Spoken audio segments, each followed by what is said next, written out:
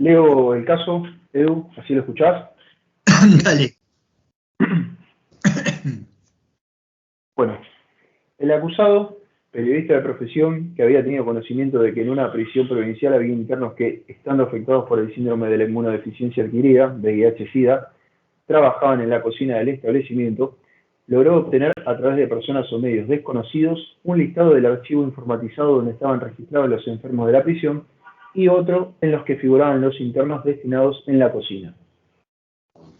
A continuación, dicho periodista pudo comprobar que había dos nombres incluidos en una y otra lista, y poco después publicó un artículo en el diario local en que, denunciando el hecho, mencionaba con sus nombres y apellidos y otros datos que permitían su segura identificación a los dos enfermos de VIH.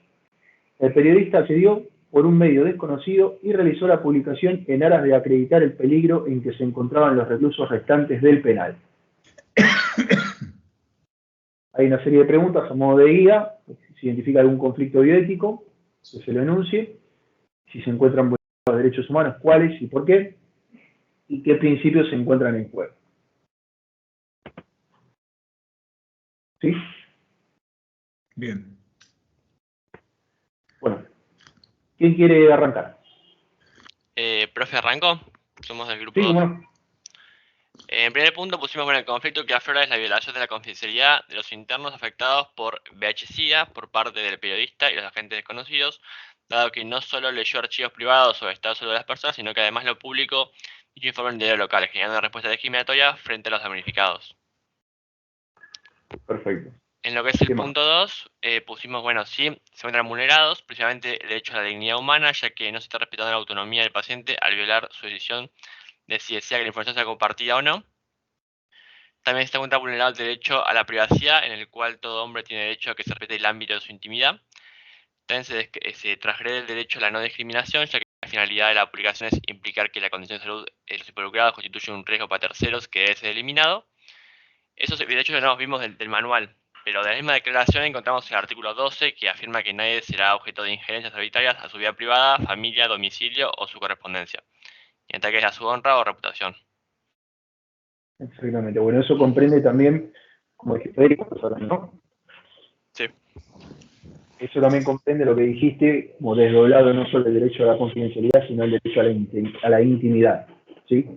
Y como bien nombraste, que bueno, anteriormente no se lo venía identificando, lo que es el derecho a la dignidad humana y también el principio, ¿sí? Porque respetar obviamente lo que es la confidencialidad y la intimidad implican respetar la dignidad, reconociendo que la persona, independientemente de que esté privado de la libertad, sigue siendo una persona y por lo tanto sigue siendo titular de derechos, ¿sí?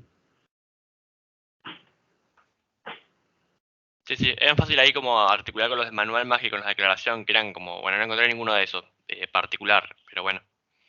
Perfecto. Y del punto 3, que es de principios bioéticos, pusimos el principio de privacidad y confidencialidad, que está en el artículo número 9 de la declaración, dado que la información está usando como respecto al estado de salud de los presos sin dar su consentimiento. También el artículo número 11, que habla de no discriminación y no estigmatización, dado que se utiliza dicha información con fines de prejuicio buscando daño social al publicarlo en el diario local. Perfecto. ¿Algún otro principio, Federico? No, mantener también la dignidad humana porque afecta a otros principios, así también podríamos mencionarlo. Perfecto, bárbaro. Bueno, buenísimo. Muchas gracias, Federico. ¿Algún otro grupo?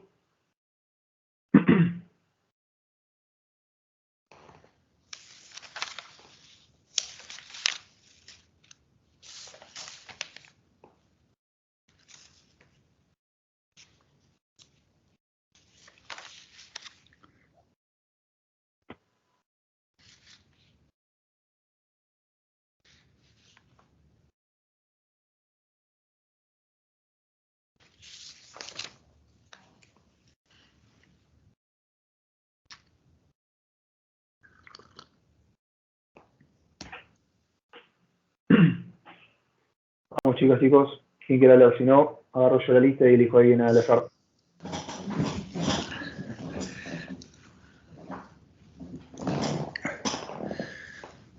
Hola, profe, ¿se escucha? Sí. Noelia, del grupo 5. Bueno, nosotros estuvimos viendo lo mismo que el grupo de Federico y como para agregar, porque básicamente es lo mismo, vimos lo que era el conflicto de bioético y bueno, nos costó un poco eso, pero pudimos ver que entraban en conflicto lo de beneficencia por el lado del periodista de que, bueno, quería proteger y defender los derechos de otros y la autonomía por parte mismo del individuo que tenía, bueno, el derecho a poder, o sea, a respetar su intimidad y al proteger su información confidencial y a poder decidir sobre sí mismo y ser responsable de esto. Perfecto. Ahora, te hago una consulta. ¿Vos considerás que verdaderamente hay un derecho potencial en peligro o un principio por parte de los otros reclusos? No, en mi consideración no. Exactamente. Pero bueno, Entonces, intentando ver cuál era el conflicto en sí, pude ver esos. Bueno, porque acá hay que tener en consideración algo importante. Ustedes tuvieron todos la posibilidad, creo yo, como dijo Federico, de ver los derechos que están enunciados en el manual, ¿sí? Que son, bueno, algunos, no todos, ¿está bien? Ahora, hay un principio en la declaración que me gustaría que lo miraran detenidamente, que es el artículo número 10, ¿sí? El artículo número 10 de la declaración dice el título: Igualdad, justicia y equidad. Sabrá respetar la igualdad fundamental de todos los seres humanos en dignidad y derechos, de modo tal que sean tratados con justicia y equidad. Acá nadie mencionó, por ejemplo, los dos compañeros que hablaron recién, este principio, que también es un derecho, el derecho a la igualdad y el derecho a la justicia, como así también otro derecho humano básico, ¿sí? Que es el derecho a trabajar, que está consagrado a su vez en nuestra Constitución Nacional en el artículo 14 y 14 bis, ¿sí? Que a su vez a tener unas condiciones de trabajo dignas. Entonces yo me pregunto, ¿de qué equidad estamos hablando si un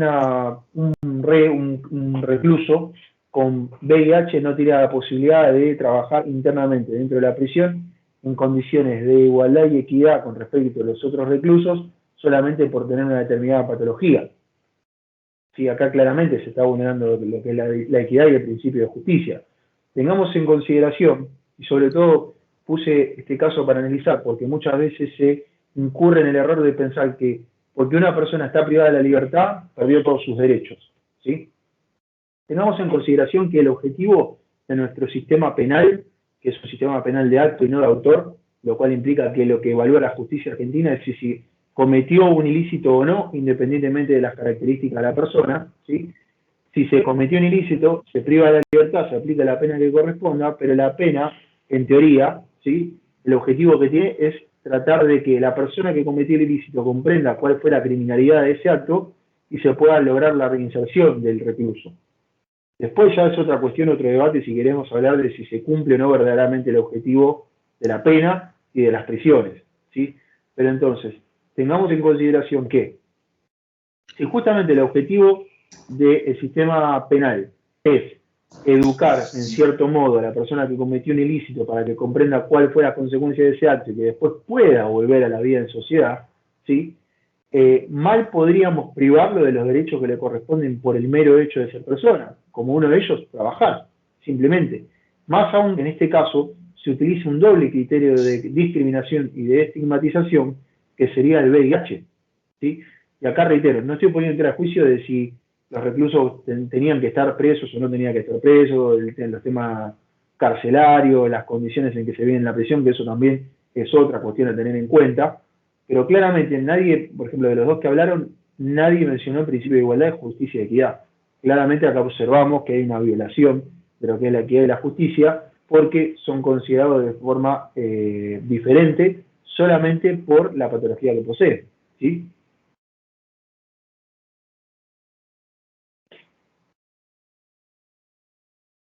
También podría ser, a que lo piense, también el principio de vulnerabilidad también, porque están afectados como ¿Por grupos qué, Federico? vulnerables, por ser, Sí. digamos, presos y por tener también VIH-Sida. Sí, en realidad sería vulnerable porque se utiliza la condición patológica de salud como un criterio de discriminación. Entonces, Profe, ¿y resultan vulnerables. vulnerables? Sí, Vulnerables por el hecho de que se utiliza sin su consentimiento su información personal, pero vulnerables por el hecho de que tienen accesible su información personal a terceros. bueno, justamente ahí se ve en tela de juicio el principio de autonomía que había mencionado Federico, y que tiene relación justamente con esto que está hablando de la obligación de mantener en confidencialidad estos datos, ¿sí? Claro, pero por el hecho de estar presos no tienen, digamos, más accesible o están más vulnerables que por ahí la persona que no lo está. Claramente. Lo que pasa es que esto implica en realidad una obligación del rol que tiene el Estado como tercero garante de derechos, porque acá hay una doble violación. Claro. ¿Sí? Tenemos Claro. la violación por parte del periodista y la violación por parte del Estado. Porque si nosotros nos ponemos a analizar en la declaración de bioética, nosotros tenemos el artículo 14 que consagra lo que es el principio de responsabilidad social y salud. ¿Sí? Fíjense que ustedes arrancan diciendo el principio, el artículo. La promoción de la salud y el desarrollo social para sus pueblos es un cometido de los gobiernos, que comparten todos los sectores de la sociedad.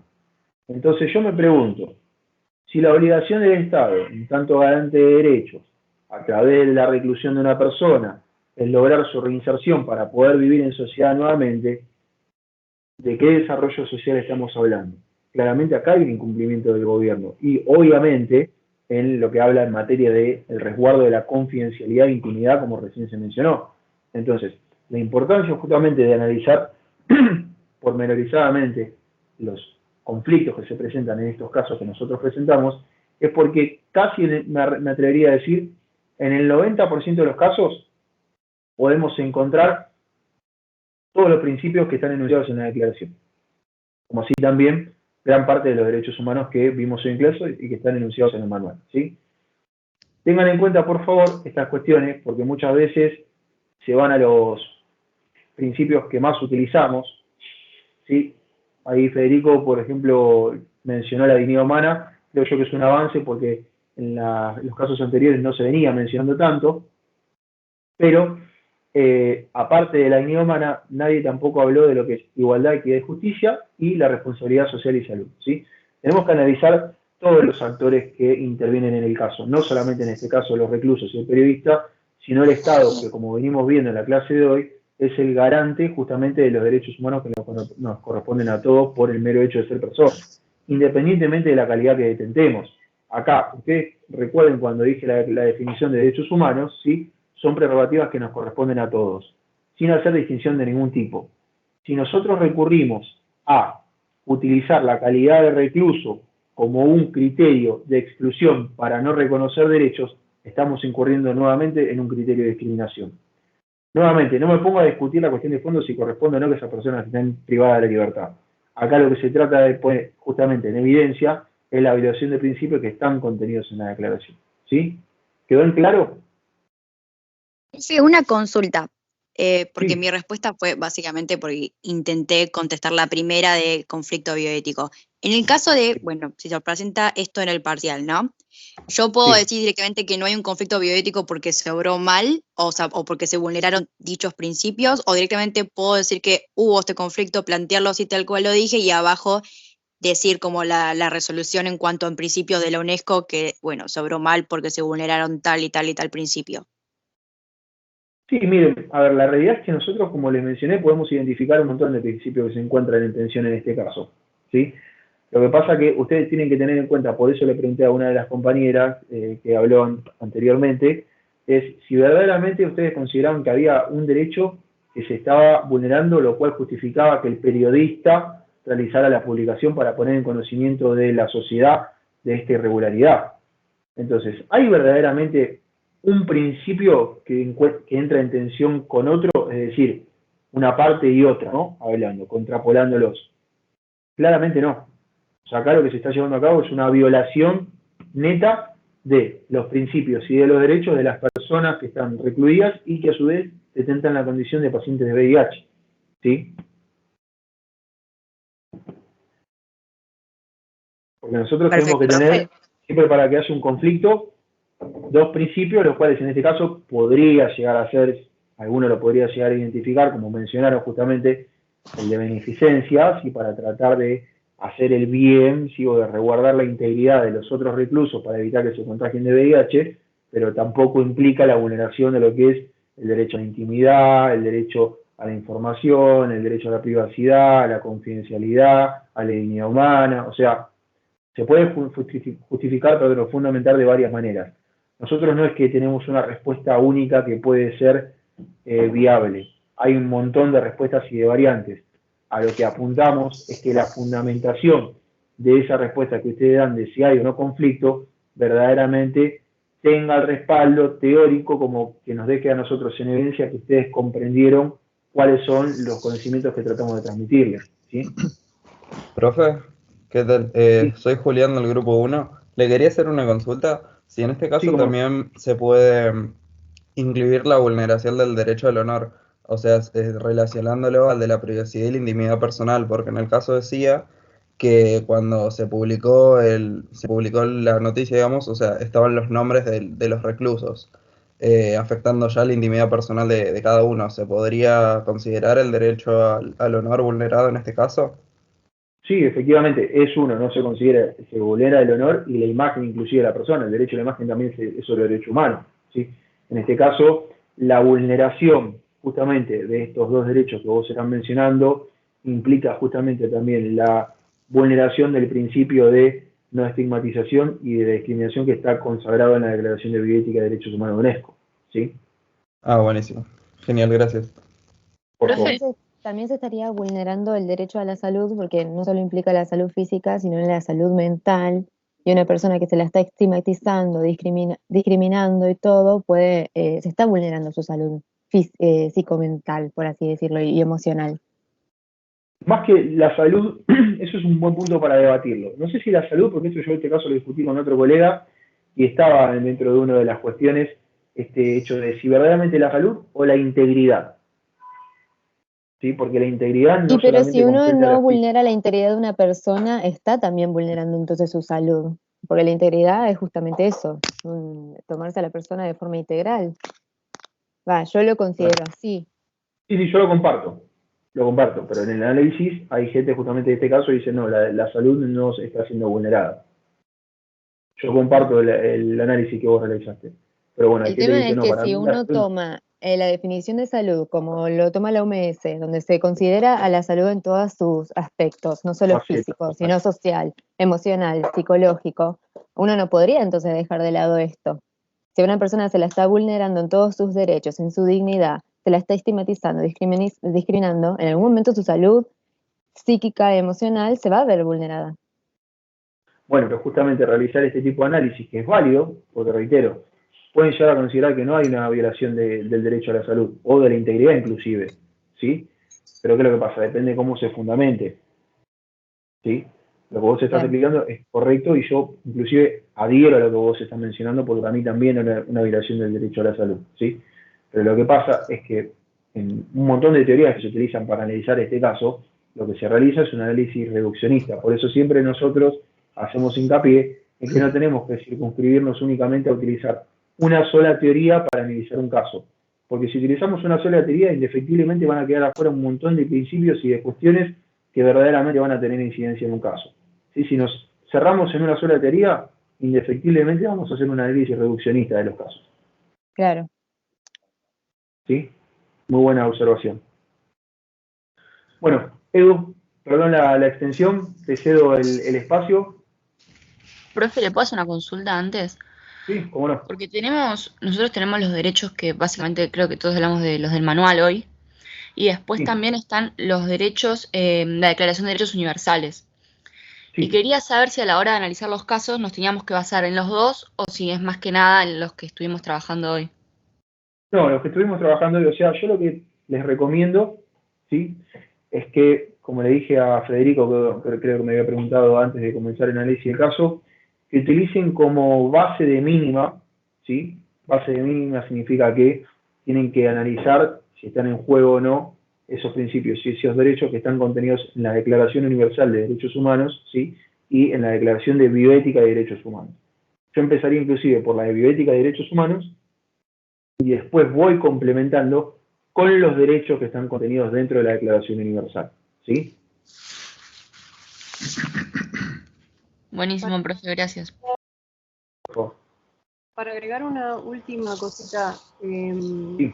que nuestro grupo estuvo charlando en cuanto a las teorías, que podría verse el conflicto desde una bioética utilitarista, como lo que hizo el periodista, digamos, y con el principio de beneficencia que ya habían mencionado, en contraposición de una mirada de una bioética personalista, en cuanto sí primaríamos el beneficio del individuo y bueno, del principialismo con todos los principios y que fueron mencionando ya todos mis compañeros. Perfecto. Ahora, lo importante acá, Constanza, creo que estás hablando, ¿puede ser? Sí, perdón, Constanza del grupo.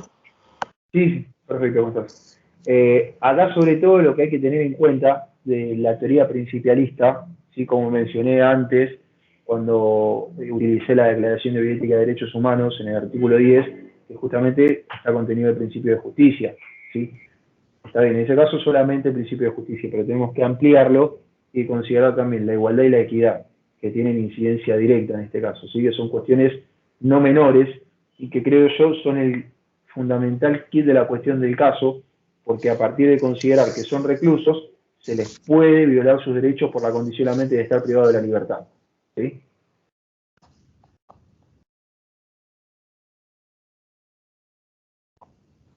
Bueno, Edu, te cedo la palabra. Está, Pablo. No caigo en el mejor momento, porque me parece que siempre caemos en este exceso quizás de tiempo que son estos jueves a la mañana, son como 3 horas, y yo temo que estén cansados y que no pueden ser receptivos siempre a todo lo que hay que decir, ¿no?